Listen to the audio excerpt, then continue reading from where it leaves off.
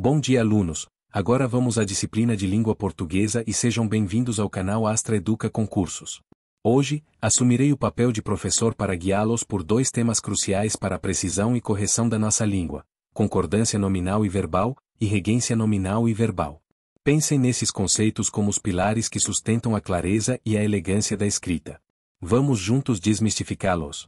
E concordância, a arte da harmonia na língua. A palavra concordância nos remete à ideia de acordo, de harmonia. Na gramática, ela se manifesta de duas formas principais, a nominal e a verbal. Concordância nominal, vestindo o substantivo com seus adornos. Imaginem o substantivo como a peça central de uma vestimenta. A concordância nominal é a regra que garante que os acessórios dessa vestimenta, os artigos, adjetivos, numerais e pronomes, combinem com ela em gênero, masculino ou feminino, e número, singular ou plural. A regra de ouro: o artigo, o adjetivo, o numeral e o pronome sempre se ajustarão ao gênero e ao número do substantivo ao qual se referem. Observem este exemplo: a casa branca é espaçosa. Aqui, casa é feminino e singular, e vejam como a artigo, branca, adjetivo, e espaçosa, adjetivo, seguem essa mesma forma. Agora no plural, os livros interessantes foram lidos. Livros é masculino e plural, e os artigo e interessantes, adjetivo, também estão no masculino plural. Desafios e casos especiais. A língua portuguesa, como sabemos, tem suas particularidades. Vamos explorar alguns casos que exigem atenção redobrada. Um adjetivo para vários substantivos. Se os substantivos compartilham o mesmo gênero, o adjetivo, em geral, vai para o plural e mantém esse gênero. Comprei carro e moto novos. Ambos masculinos, novos no masculino plural.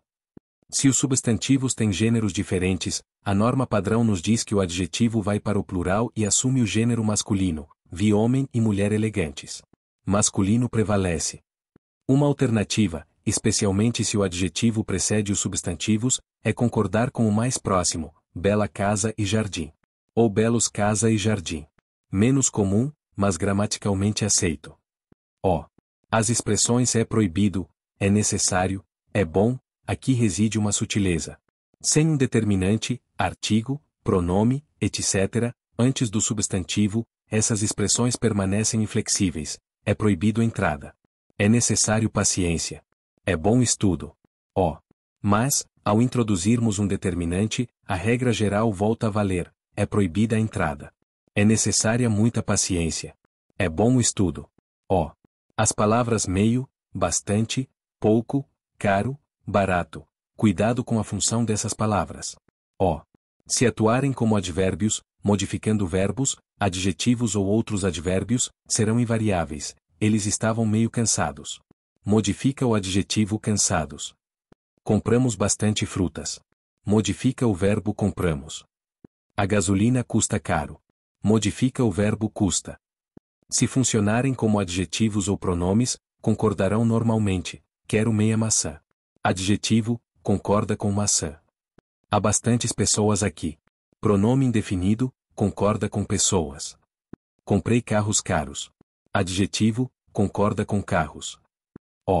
Outras invariáveis notáveis. Palavras como menos, alerta e ótimo não sofrem flexão. Havia menos pessoas na fila.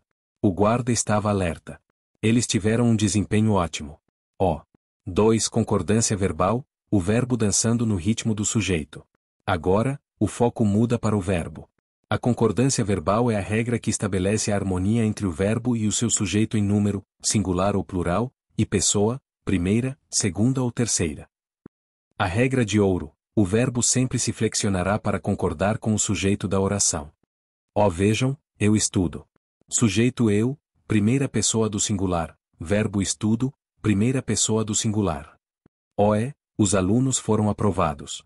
Sujeito os alunos, terceira pessoa do plural, verbo foram, terceira pessoa do plural. Casos especiais que merecem nossa atenção. Sujeito simples com núcleo coletivo. Geralmente, o verbo permanece no singular, a multidão gritou.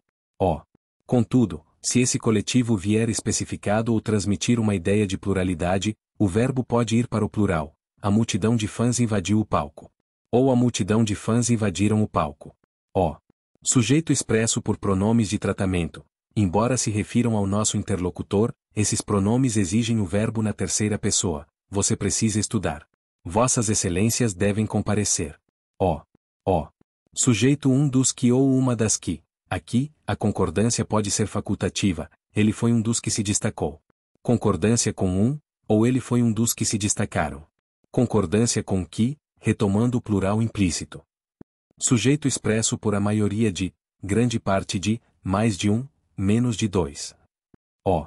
Com a maioria de e grande parte de seguidos de substantivo no plural, o verbo pode ir para o singular ou para o plural. A maioria dos alunos estudou. Ou a maioria dos alunos estudaram. Com mais de um, a regra geral é o singular. Mais de um aluno faltou. A exceção é se houver ideia de reciprocidade. Mais de um aluno se abraçaram. Com menos de dois, o verbo permanece no singular. Menos de dois candidatos compareceram. Ó. Sujeito composto. Ó. Se o sujeito composto precede o verbo, a tendência é o verbo ir para o plural. O aluno e o professor chegaram. Se o sujeito composto sucede o verbo, podemos ter o verbo no plural ou concordando com o núcleo mais próximo. Chegou o aluno e o professor. Ou chegaram o aluno e o professor. Com núcleos unidos por ou indicando exclusão, o verbo fica no singular. O pai ou a mãe comparecerá. Com ou indicando inclusão ou equivalência, a tendência é o plural. O trabalho ou os estudos exigem dedicação. Com expressando adição, o verbo geralmente vai para o plural. O professor com os alunos realizaram o projeto. Se contiver sentido de companhia, o singular é possível. O professor com os alunos realizou o projeto. Com o nem, a tendência é o plural. Nem o pai nem a mãe compareceram. Ó. Verbos impessoais. Verbos como haver, no sentido de existir ou tempo decorrido, fazer, indicando tempo ou fenômeno natural, e ser, em indicações de tempo, distância ou preço, não tem sujeito e permanecem na terceira pessoa do singular. Há muitos candidatos. Faz 2 anos que ele se foi. É 1 hora. Ó. Segunda regência, o verbo e o nome dando as cartas. A regência, por sua vez, trata da maneira como os verbos e os nomes estabelecem suas relações com seus complementos, indicando se exigem ou não preposição e qual preposição é a correta. Regência nominal, o nome e seus acompanhantes obrigatórios. Alguns nomes, substantivos, adjetivos e advérbios, não caminham sozinhos. Eles precisam de um complemento para terem sentido completo, e essa ligação muitas vezes se dá por meio de uma preposição. Exemplos: temos acesso a informações, sentimos aversão a injustiças, somos aptos para o trabalho, estamos perto de casa. A preposição aqui é como um elo que conecta o nome ao seu complemento, conferindo sentido à expressão. A ausência ou o uso incorreto dessa preposição pode comprometer a clareza e a correção. 2. Regência verbal, o verbo e seus objetos de desejo. A regência verbal nos ensina como os verbos se comportam em relação aos seus objetos, diretos ou indiretos. Alguns verbos pedem um objeto sem preposição, objeto direto, outros exigem um objeto com preposição, objeto indireto, e há aqueles que precisam dos dois. Tipos de verbos quanto à regência. Verbos transitivos diretos, VTD precisam de um complemento sem preposição, eu comprei um livro. Um livro é o objeto direto. Verbos transitivos indiretos, VTI precisam de um complemento com preposição, nós precisamos de ajuda. De ajuda é o objeto indireto, note a preposição de. Verbos transitivos diretos e indiretos, VTDI precisam de 2 complementos, ele deu um presente ao amigo. Um presente é direto, ao amigo é indireto, com a preposição a. Verbos intransitivos, sexta não precisam de complemento para ter sentido completo, o bebê chorou. Verbos de ligação, VL ligam o sujeito a uma característica, ela está feliz. A regência problemática de alguns verbos. Alguns verbos mudam seu sentido dependendo da preposição que os acompanha. É aqui que muitos candidatos escorregam. Vejamos alguns exemplos cruciais. Aspirar, desejar, VTI com a, aspiramos ao sucesso, versus inalar, VTD, aspiramos o ar puro. Assistir, ver, VTI com a, assistimos ao filme, versus ajudar, VTD, o médico assistiu o paciente, versus caber, VTI com a, assiste aos alunos o direito de reclamar. Chamar, convocar, VTD, o professor chamou os alunos, versus apelidar, VTD ou VTDI com de, por, como, chamaram-no de herói. Ou chamaram-no herói. Esquecer e lembrar, Sem pronome oblíquo, VTD, esqueci a chave. Lembrei o compromisso, versus. Com pronome oblíquo, VTI com de, esqueci-me da chave. Lembrei-me do compromisso. O informar, VTD, informa-se algo, OD, a alguém, oi com a ou de informei a decisão ao diretor. Ou informei o diretor da decisão. O obedecer e desobedecer, VTI com a, obedeço aos pais. Desobedeci às regras. O pagar e perdoar, VTD, paga-se ou perdoa-se algo, OD, a alguém, oi com a paguei a conta ao garçom. Perdoei a ofensa ao amigo. Podem ser VTD se o objeto for a pessoa, paguei o garçom. Perdoei o amigo. A preferir, a preferência entre duas coisas, sem o do que, prefiro café a chá.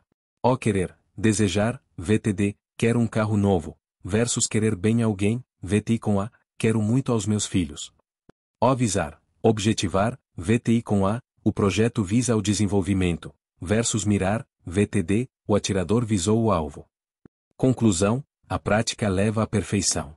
Dominar a concordância e a regência exige estudo constante, principalmente, muita prática.